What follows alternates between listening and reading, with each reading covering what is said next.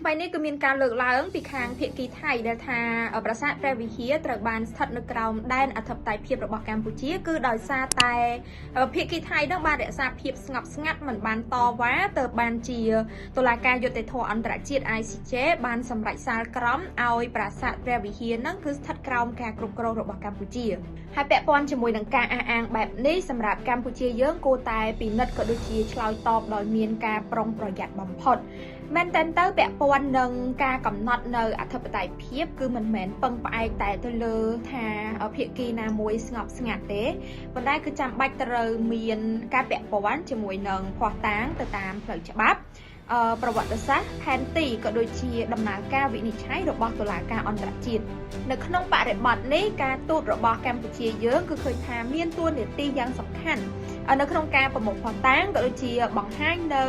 ហេតុផលផ្លូវច្បាប់ក៏ដូចជាធ្វើការជាមួយនឹងស្ថាប័នអន្តរជាតិដើម្បីការពារផលប្រយោជន៍ជាតិហើយការប្រើប្រាស់នៅយន្តការផ្លូវច្បាប់ក៏ដូចជាយន្តការការទូតក៏ជាមធ្យោបាយដែលរដ្ឋនានា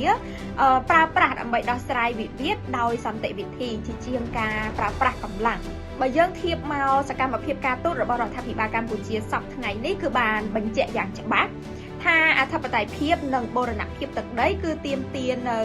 ការទូតសកម្មក៏ដូចជាការរៀបចំនៅឯកសារឲ្យបានហ្មត់ចត់ហើយនឹងការសហការជាមួយនឹងសហគមន៍អន្តរជាតិប៉ុន្តែទោះជាយ៉ាងណាក៏ដោយការវាយតម្លៃអំពីប្រសិទ្ធភាពនៃការងារការទូតសប្តាហ៍ថ្ងៃនេះគួរតែត្រូវពឹងផ្អែកទៅលើភស្តុតាងជាក់ស្ដែងដែលរួមមានលទ្ធផលនៃកិច្ចចរចាហើយសេចក្តីថ្លែងការណ៍ផ្លូវការឬក៏ការអនុវត្តនូវគោលនយោបាយជាក់លាក់ជាជាងការពឹងផ្អែកទៅលើការ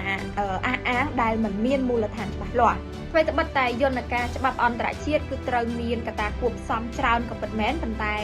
ភាពស្ងប់ស្ងាត់ក៏ជាកត្តាគួបផ្សំមួយនៅក្នុងនោះដែរមែនតើកម្ពុជាយើងបច្ចុប្បន្ននេះគឺយើងអត់បាននៅស្ងាត់ស្ងៀមទាល់តែសោះការប្រមូលភស្តុតាងការរៀបចំឯកសារគឺយើងហើយនឹងការងារផ្សេងទៀតគឺយើងនៅតែបន្តធ្វើប៉ុន្តែស្របពេលជាមួយគ្នាការតវ៉ាហើយនឹងការចេញនៅលិខិតអីផ្សេងក៏យើងចាំបាច់ត្រូវតែធ្វើដូចគ្នាជារួមមកករណីប្រាសាទព្រះវិហារនេះគឺជាឧទាហរណ៍មួយស្រាប់ដែលបង្ហាញឲ្យយើងឃើញថាការទូតនឹងច្បាប់អន្តរជាតិគឺអាចមានតួនាទីយ៉ាងសំខាន់នៅក្នុងការដោះស្រាយវិវាទរវាងរដ្ឋហើយនិងរដ្ឋដូច្នេះទេការពង្រឹងនៅសមត្ថភាពការទូត